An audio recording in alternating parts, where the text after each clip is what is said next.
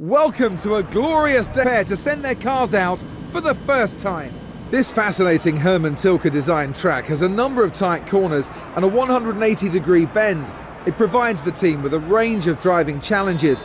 It's an impressive track, certainly from a technical point of view, but we can't call it a classic just yet. Well, drivers certainly prefer the classic tracks, but there's no denying it's a state-of-the-art circuit, which is going to be a new challenge for the drivers.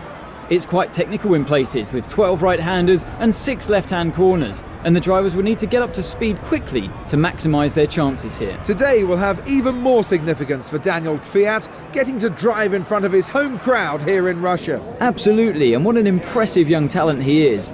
In the drivers' press conference this weekend, he was talking about what pride he has driving here, and I'm sure he'll be especially keen to get one of his best results of the season.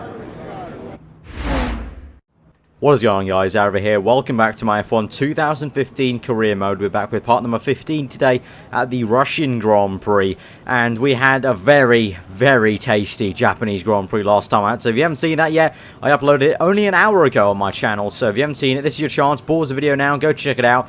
Absolutely, literally down to the wire race, just absolutely great. And here at Russia, I'm gonna admit it, I don't think we're gonna have such as spectacular race. Russia, if I remember back to last year's game, also wasn't too amazing, but we'll see what we can do. But to be honest, I don't really care how the race is in entertainment-wise. I just need to do well. That's the bottom line, because we need to try and overhaul Hamilton. He's got 24 points to us in the championship, and we need to overhaul that, because obviously, you know, since Singapore, you know, you guys told me that I think we should be going for the championship, and I do agree with you guys. So I'm going to try, cautiously trying to attack for this championship, but if we are going to do it, we sort of need to win here at Russia. We really do, because we need to start off, you know, the kind of charge on. So here in practice, just getting some laps in, P3 in practice eventually, so not too bad going. I'll be hoping for better in qualifying. Let's get straight into that.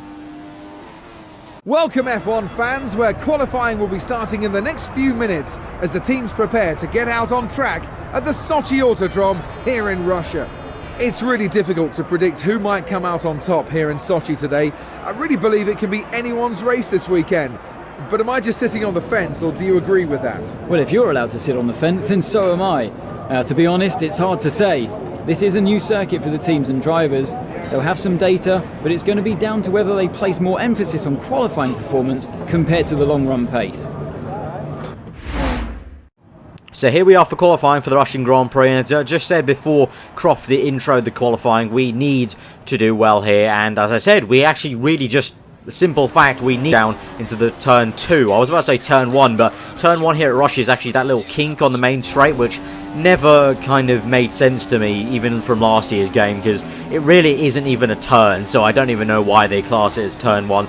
There you go, turn 2. I'm sure I'll make a mistake about that in the race commentary, but there you go. So we're on the first flying lap. So far, so good. Pretty tidy first sector there, and obviously we're not many people have set a lap time, so I can't really tell how fast that is, but we're coming through on the back straight now. Again, not really a straight, so many things are very awkward here in Russia. Not really a straight, it's more of like a curving right and then a curving left here down to this braking zone.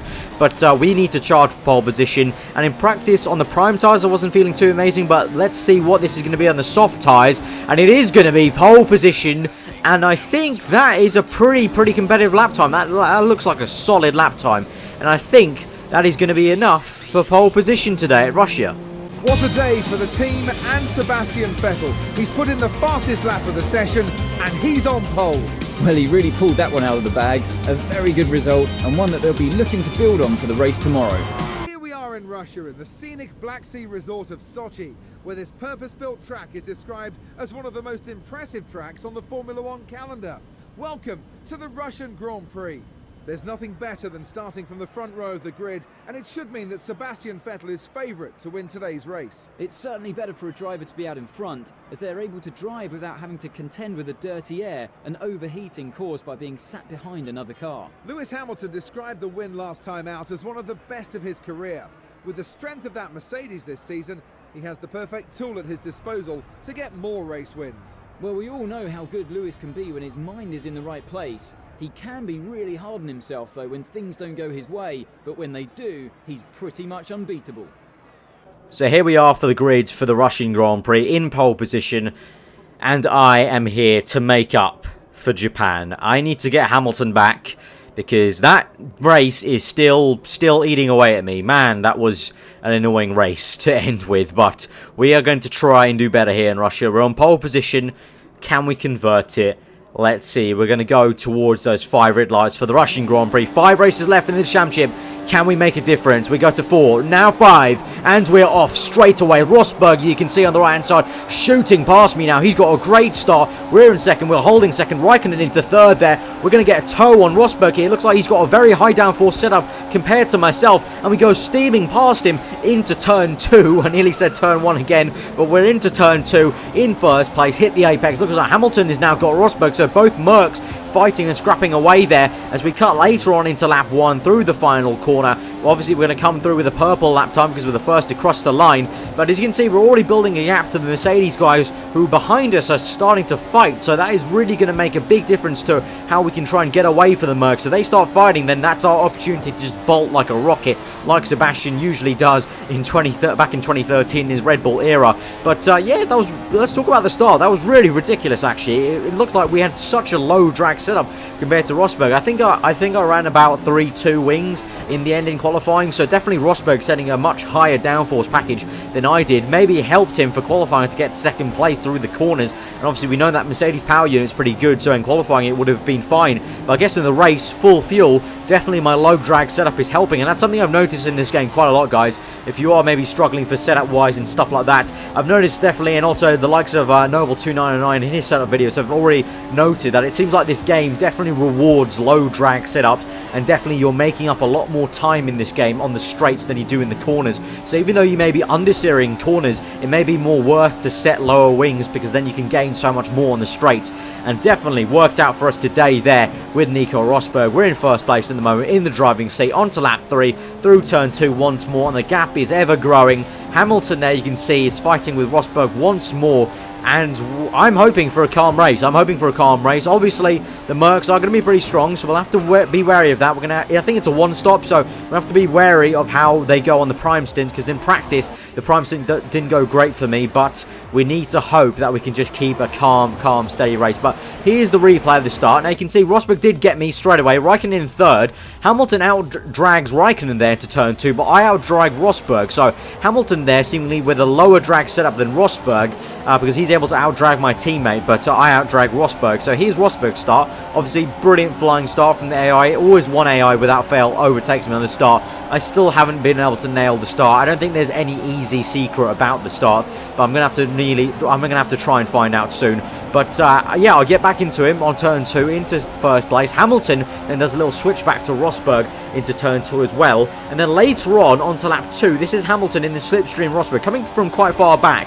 And he slipstreams Rosberg, goes down the inside, the two Mercs squabbling once more. You can see there, I'm in the distance, going through turn 3 now. But Rosberg again gets on the inside once more, gets ahead of Hamilton. So this little scrap that the Mercedes are having are just helping me so much. So the next lap, same thing again, carbon copy move. Hamilton makes the move down inside. This time he's got even more speed with a DRS now, and he's able to get Rosberg. And from this point on in the race, unfortunately for us, the fight sort of stopped. Rosberg just couldn't keep up with Hamilton, and he didn't have an answer for him. So Hamilton bolted off from Rosberg and tried to catch me up. Later on to the Grand Prix, I believe around lap 5 or 6, I think this was, Danica Fiat trying to make a move on Daniel Ricciardo. Obviously, Danica Fiat's home Grand Prix here in Russia, so the Russian is going to want to try and do well, but unfortunately, gets a little bit of a tank slapper into turn 2. And now we're just looking on the replay cameras behind us. You can see our entire train of AI here, and I'm sad to say, actually, guys, for the video's sake, this race actually turned out to be the most like a real-life Grand Prix in 2015, where it was very hard to overtake people for, you know, many people. Look, I mean, even here on the replay now, later on to around lap 7, I think this was, Kimi Raikkonen slipstreaming Rosberg here, tries to go down the inside, but Rosberg comes back at him, and it just seemed like all the AI even couldn't overtake each other with the amount of downforce they had, but also the dirty air around here in Russia. Obviously, no undulations, no major overtaking spots here in Russia. So unfortunately, actually, it ended up being quite like a real-life Grand Prix, almost, with a single file through the circuit. So we got to lap 12 now. So for the first stint, single file, all pretty good for us, really calm. We had about 6 seconds or plus to Hamilton as we kind of really gained on him in the first 3 laps, getting away from him while the Mercedes really fought. And after the pit stop phase, 1 stop, unfortunately, and yeah, we've got onto lap 27. We've cut out pretty much the entire prime stint. and we're still in first, and we've got a huge lead to Hamilton. Well, I say huge, it's closed down a little bit. It was huge. At one point, it was 16 seconds to Hamilton, but Hamilton has been closing it by about a second a lap since lap 20, but really just dominant race, perfect weekend really. Pole position, you can see on the top right, we've still got the fastest lap of the Grand Prix. I think that's how you tell it, where it stays purple. So if we bag this win, hopefully we don't have a Japan moment and we don't lose the back end or anything, don't lose it at the last minute. This will be a literally perfect Grand Prix. Pole, win, fastest lap, banging it in like Sebastian has done in 2013 and previous years in his Red Bull career. Just perfect Grand Prix, the Grand Prix we needed, and this is going to be the Russian Grand Prix win. Ela ragazzi, grande, nice one.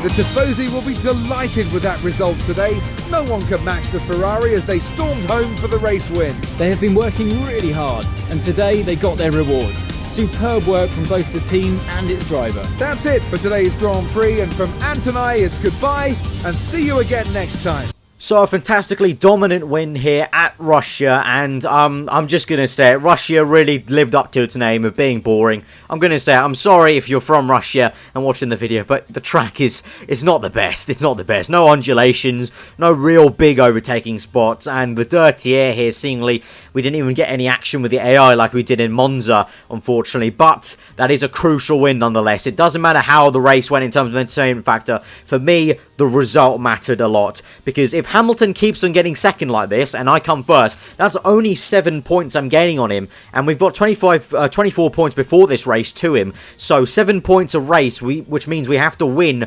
4 races if we want to overhaul him, if he keeps coming second if we win the races, and that's just saying if I win the races. I might not win the races, and in that case, the only chance is that Hamilton finishes even lower than second behind us if we finish the best place of second if we don't win the races. So, very, very crucial, all getting very, very tight in the championship. Again, guys, do you think I can do it? We've got USA, Mexico, Brazil, and Abu Dhabi. Now, Abu Dhabi, I know, is a very strong circuit for me. Brazil, it's been okay, but it's also been very bad for me in the past. Mexico is a complete blank. I don't know how that's going to go, but it's going to be a very exciting Grand Prix nonetheless. And USA is usually quite an exciting one, and usually quite a good place for me. So, do you think I can overhaul Hamilton? Let's see. But if you guys did enjoy that video, and for that amazing, dominating win, smash that like button, comment below what you thought. If you're new around here, then do subscribe for daily Formula 1 content. We'll be back tomorrow with the USA Grand Prix, and I can